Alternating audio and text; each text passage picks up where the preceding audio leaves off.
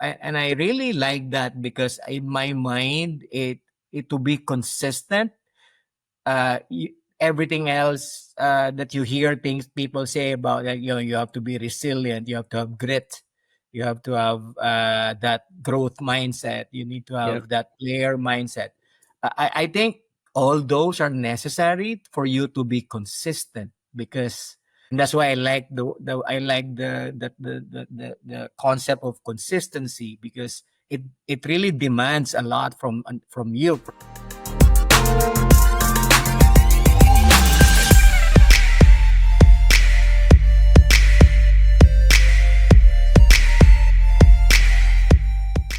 And welcome back, listeners and viewers. Today, I am just delighted to have global leadership icon Arnel Santos back with me. For those of you who followed the Helios Podcast Network, you would remember Arnel from a previous conversations that we had about safety leadership and leadership in general. And I'm just so delighted to have you back, Arnel. Welcome. Thank you so much. Appreciate the opportunity. Always happy Yeah. to be here. Yes, and it's a beautiful Saturday morning there. Yes, it is. It is. We just it's a sunny day today, so really good. Fantastic, fantastic. And so before we dive in, how is everybody? How's your family? How are your girls, your wife? Really good. It's been 2 years since we returned to the Philippines after many years in Canada. So the kids are actually still in Canada. So it's just me and my wife here back in the Philippines. So, but the girls are doing well. So Oh, they live in fantastic. Vancouver. Oh, wow. Lucky. So water all around the Yeah, water. yeah, yeah, yeah. It's a straight, easy flight, direct flight from Manila. So That's That's fantastic. So, hey, listen, I think that it would be fabulous if we could jump into a conversation. You're a very passionate and engaged leader, both from a corporate perspective in terms of your expectations of other people, how they show up, but also in terms of the heart to heart leadership, right? Like I think you work very hard and I think you raise a really good standard for people to lean into. And so our listeners and viewers, I'm sure, would love to hear what your top three tips are for leadership, for successful, impassioned leadership. happy to share, at least from my perspective, what I learned over 3 decades being a professional. The first one that comes to mind, really, as I was thinking about this, is emotional intelligence. Mm, hmm. Uh, in leadership, there are many curveballs to expect that can just come your way. Things will not always go the way you plan it to be. Sometimes passion might not be enough. That you feel like it's not making a difference. You will be. I face many difficult situations where you're caught off guard, and you really need to be in control, composed, and in command of the situation, so that your emotions does not get the better of you. Mm, And it's challenging because yeah, culturally it can be received in different ways. The type of people you're with will also be a consideration. And of course, what I've learned too is it's okay to really show raw emotions, but you should still be in control of the situation. You're still in control of your thoughts, and of course in the way you're engaging or conversing. And it's really tough. I would be the first to say that's something work in progress for me. I've gotten better of being more self-aware, but it's certainly something that I've always reflected on, especially after a situation. And I always try to go back and see what I could have learned from that situation. So that's the first one I would say. Mhm. The second one would be consistency. Uh, uh, and I really like that because in my mind it to be consistent. Everything else that you hear things people say about, like, you have to be resilient, you have to have grit, you have to have that growth mindset, you need to Yep. have that player mindset. I think all those are necessary for you to be consistent, because and that's why I like the concept of consistency, because it really demands a lot from you, from yourself, to remain committed, to remain focused, and you're able to compartmentalize, and you remain that consistency, whatever that might be. And that's why I just over a year ago I picked up running, because I felt it is the best way to really get your mental health and your mental ability to control the situation, a good training ground for me. Mhm. Because and what I learned by running in running is it's actually more mental than physical. Absolutely. And so I find the same way in consistency in leadership roles. And the third for me is humility. Mm. It really is important to have humility, to accept feedback, humility to understand that you can make mistakes and to admit mistakes, and also humility to be able to give to give someone a much needed feedback too, in situations. So if you're humble with respect, you're able to, I think it gives you the courage to provide that caring feedback to someone. So it's really those three for me: emotional intelligence, consistency, and humility. Which one do you find to be the one where you need to place the most emphasis? Like, do you, because you work in operations, and so when you think of, running, managing, and engaging with people in an olefins facility, Right. you have people who are corporate people who have a different way of thinking, behaving, and Yeah. believing, and then you go into the field, and at the field level, there's a different culture there. So, Mm. talk a little bit about how you create the balance between those two worlds, because they're not the same. The people aren't the same. The the blue collar and the white collar, they think and behave differently.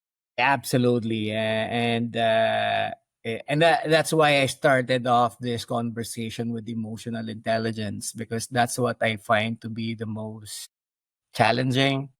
Because to your point, it's not the same. It's not a one size fit all. The situation, the type of people you're with. If you're with senior executives, or your shareholders, your board, and then all the way to your frontliners, where you engage with people that are actually managing the risks every day. Their perspectives are different. Their drivers are different. They think differently. They have different set of expectations.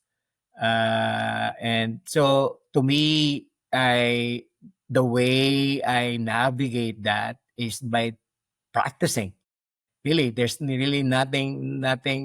What I do then is, uh, I really developed a week schedule that really force is not the right word, that really enables me to have that conversation with different, across the organization, vertical, horizontal, across the organization. And it's just the way I feel my week up. It's and then it's just like a muscle you develop, right? Hmm. And also what I find important in that is you bring different perspectives. So when I'm in a board meeting and I just came back from the field, it gives me a different perspective of how work really gets done, what really are the challenges, and if we are in the middle of a transformation or a difficult difficult change management that we were just unveiling. It gives me that firsthand appreciation, and I'm able to, with credibility, share that with the board.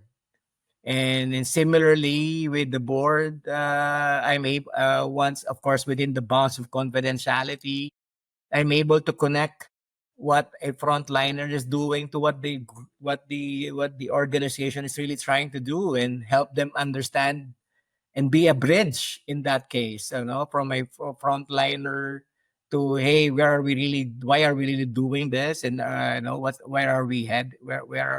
Hmm. So it gives me that opportunity to be that bridge. But I find it really challenging because you can get I get caught many times that I didn't expect a question, or I didn't expect a remark that kind of caught me in a different way. So I really have to catch myself, before, hey, how do I respond? So that split second Yeah. of how do you respond, it's important. And sometimes I get it, sometimes it gets the better of me. But what I do is, if I say, hey, I could have done that differently, I go back. I go back to either that individual, or to that group, and say, hey, I said this yesterday, but I think I really wanted to say this, and this is the context. But I do go back. I do go back if I feel that either I could have been misinterpreted, or I didn't quite Hmm. convey what I wanted to really say because I was more emotional than I wanted to be.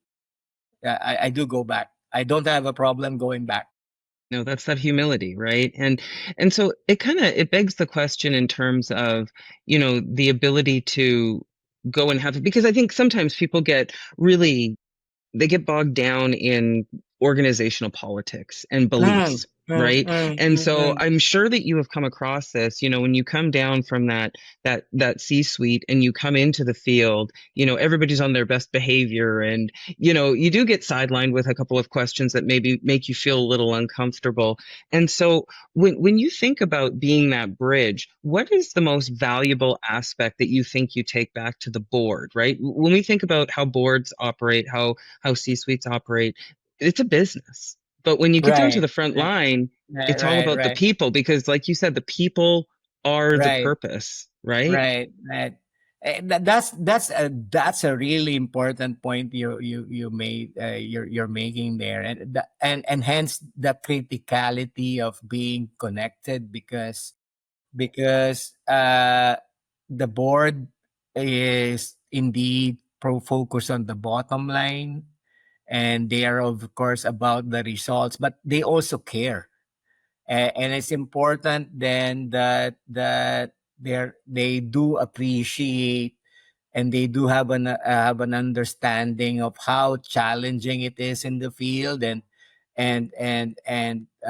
there, if there are things we are executing, how might that get, are there alternatives to the action that still get the same outcomes or similar outcomes, but that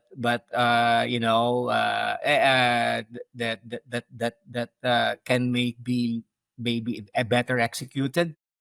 So that's the role I play, and understand and give them that appreciation. What I learned is, it's incumbent in the C-suite, like in my case, to be able to articulate what that really is, and how in the end it can be done. And so that the not don't just state a problem that, hey, this will affect safety, or this will affect, but really provide a context, but at the same time then share with the board how might you then solve it, and what help might you need to get it done.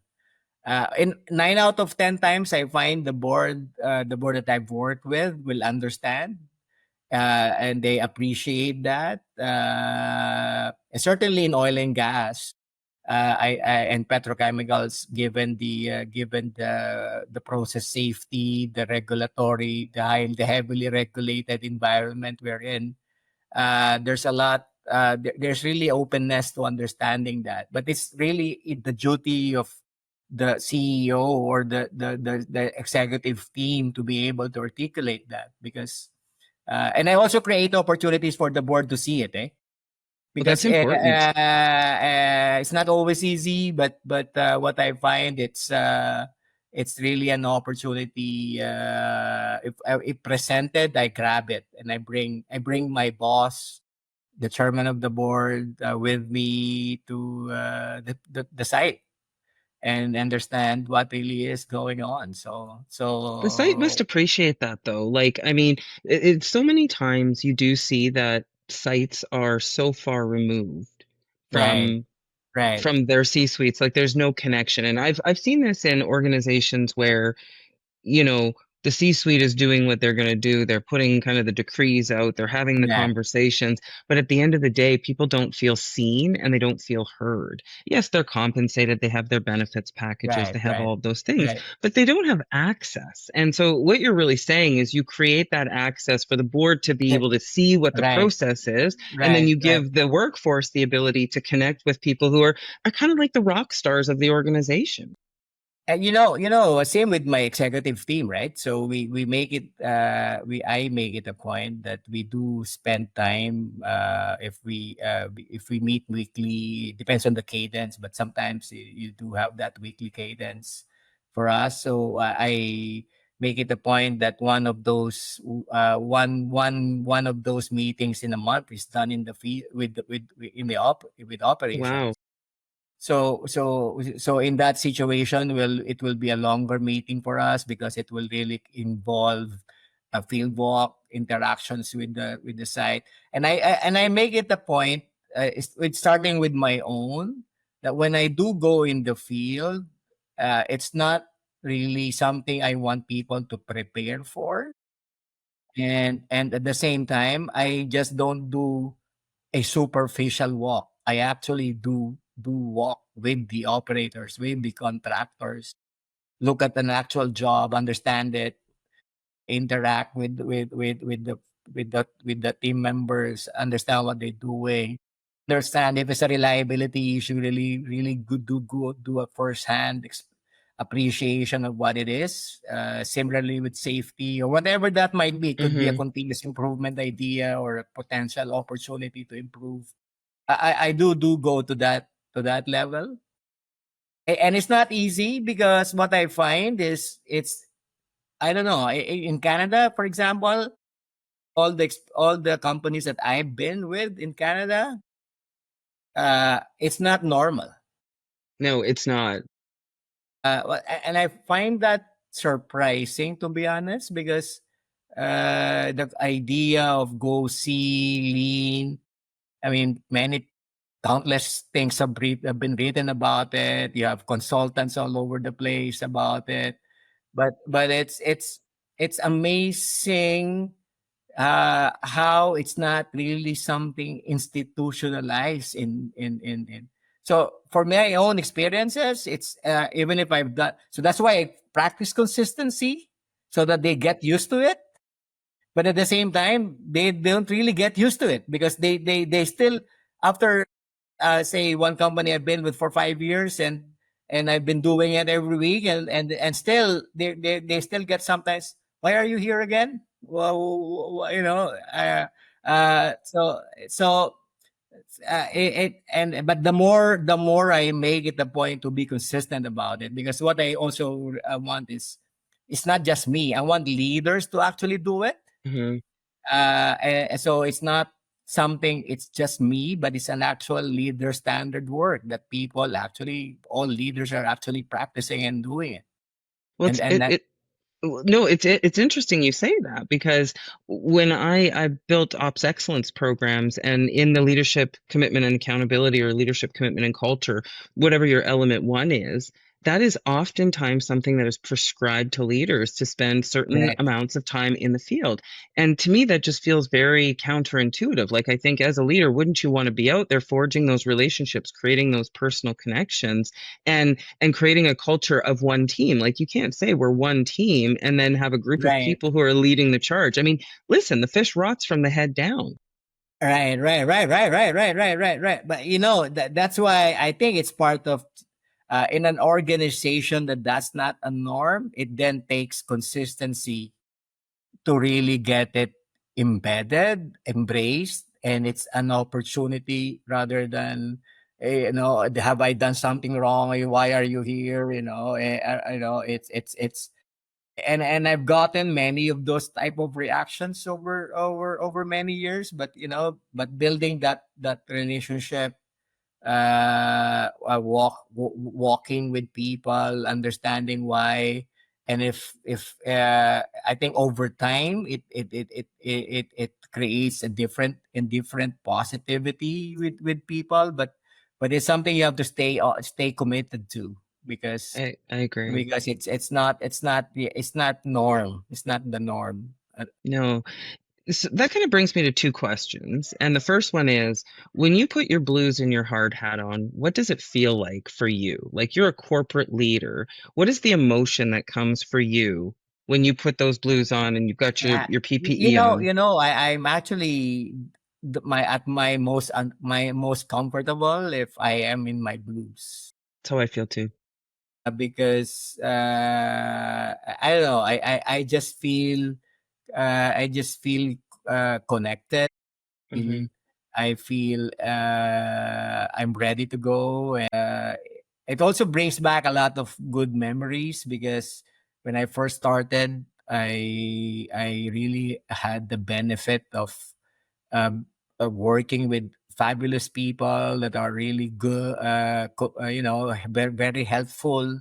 I've learned a lot. They showed me the ropes, and that taught me the way, and it really stuck with me that in the field you learn a lot. And to this day, I mean, if I am in a site, I actually prefer to be in my blues the whole day. And Absolutely. so That's how I feel. so I love but turnaround. that's also the flip side. If I see people in my sites that I don't are not in their blues, it drives me crazy. So I said, Why? Aren't you there? Why are you not in your blues?" Yeah. It's So I feel the same way. Like, that's what I love about doing like turnaround and operational work, mm, is being out there, because there's a different connection, right? I right, mean, the work in the organization where I think we kind of met was really, really powerful, because it was a welcoming environment. It was an environment right, that needed support and love. And it's right, not that there wasn't love and support coming from the C-suite. It's just, it was kind of a two-way conversation where there was love and support coming from down. And now what we were doing was we were injecting some of that coming up and creating community, because I think that a lot of the times is what's missing, is that community where we're all here for a common goal. But again, you hear the term one team, and then you have nine different contractors or 29 different contractors and an EPC, and all of these people, and then you have a corporate office, and you have all of these metrics and KPIs, and it's so easy to lose the people inside right, of right. the expectation. As equally important to what you said to me too is, uh, uh, by being in the field, it helps for me personally, right? It helps me uh, test my assumptions, Hmm. and forces me to suspend judgment and really understand what's happening as opposed to what I think is happening. Because over time, as you get more experience, we are all humans. We make assumptions that I have seen that before. I think I know what's going on. And then it's very easy to say, let's do it this way because I've seen that before or I've heard that before. And what what I learned is there are contexts, and it's not and they are not all the same, Hmm. and there might have similarities, but the underlying reasons are likely different. And it's really important then that you understand that. So I find that's what I get the most benefit from by in the field is truly understanding that as opposed to what I think is happening. Because Well, hey, yeah. permit to work. I'm sure this is going on.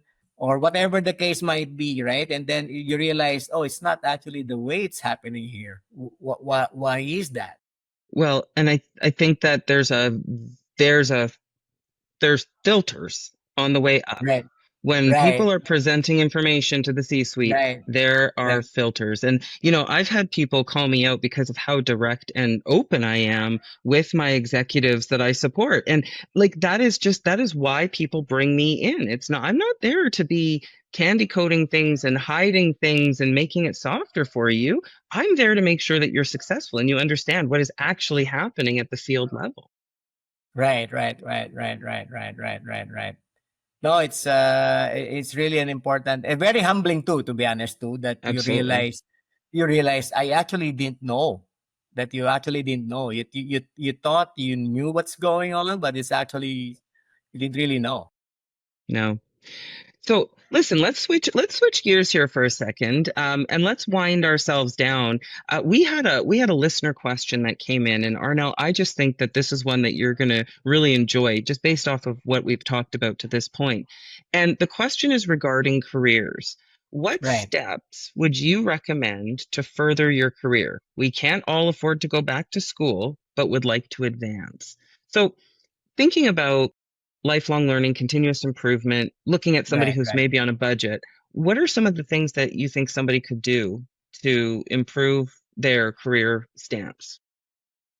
First of all, I think there are many ways to answer that, but I will answer it in two ways. One is I personally, at least my approach is I I am eternally curious. Mm, I'm always fascinated by stuff. yes. And then I spend the needed time to really understand it, and learn it. So whether it's if it's technical or whether it's actually a business related topic, and the beauty today, the resources are at your fingertips. It's Absolutely. amazing. Yes. It's amazing. So just the other day, as an example, I was very curious about the power business in the Philippines. How is the power generation business here? Because I was really fascinated by it, because why is power very expensive in the Philippines? So there are many tools around, and in half an hour I thought, wow, I learned a lot. So my point being is, I was curious, I spent the time, and that's how I've always elevated my knowledge and my understanding, and I read a lot. So I think there's no shortcut in my mind to that. It's really Mm-hmm. important that you devote the time on that. At the same time too, on the career side of it too, is I've never been I've always been open to new challenges. I've never really been afraid to get into something that hey, it's outside my comfort zone. Mm-hmm. At times though, to be honest, sometimes I had some learnings along the way too, that hey, I wasn't really ready, but that's okay. I learned something there. And if I will do it again, I will do it differently, kind of. But so I've always had that mindset too. It's not a regret. I've gotten it, so I've been given that opportunity. I've embraced it. Didn't quite work out. What did I learn about from it? And then how do I move on? So I think always being ready for that, and also volunteering, because what Yes. I find is sometimes your boss is just need a nudge. Hey, Hmm. I can do that, or can you give me that opportunity? I can help you with that. And what's the worst that can happen? The boss can say, just simply say no. I did In that. my mind, right? Yes. And So that's how I advanced in my career is I say yes to a lot of things. Like Yeah, yeah, when I was working as a receptionist for the legal services branch in the North, and I write about this in Unbreakable, the legal secretaries and legal assistants were more than happy to give me their yeah, briefing books and their filing yeah, and their court filings and their documentation. Like they yeah, were yeah. more than happy to be like, here, you can have all this grunt work. And it wasn't sexy, fun, exciting work, but I'll tell you what, I sure learned a lot, and it gave me a really significant foot up when it came to leveraging that emotional intelligence and moving to the next stage of my career when it was time. What I also find in those situations, in due course, you will develop a brand. Yes, You will have that. You will establish credibility, yes, and without you even promoting yourself, your own reputation will be self promoting, and it will you will get noticed in a positive way, and I find eventually doors will open the for you. So yeah, that's what that will be my advice, and it's really actually lucky. The young people now are lucky with their type of resources that are at their fingertips more than when you and I first started. So absolutely. Absolutely. Well, Arnel, this has been lovely. If there was one thought that you could leave with our listeners and our viewers today, what would that be? it's a very challenging world today with so much going on. It's what I find in the end. I find inspiration in thinking that every day I have the privilege of leading, being a leader to people that I have an opportunity to contribute to their well-being. If nothing else in this crazy world, I find that's my single purpose that helps me keep going. Yeah, keep going. I will encourage people to find that for yourself because it's crazy out there and it will just get crazier. Thank you so much for Thank joining you us so on a much. beautiful Saturday morning. Thank you so And much. viewers, listeners, thank you for joining us and world leader Arnel Santos. And remember, guys, protect your peace, chase your dreams, and remember, stay unbreakable. Thank you. Thank you.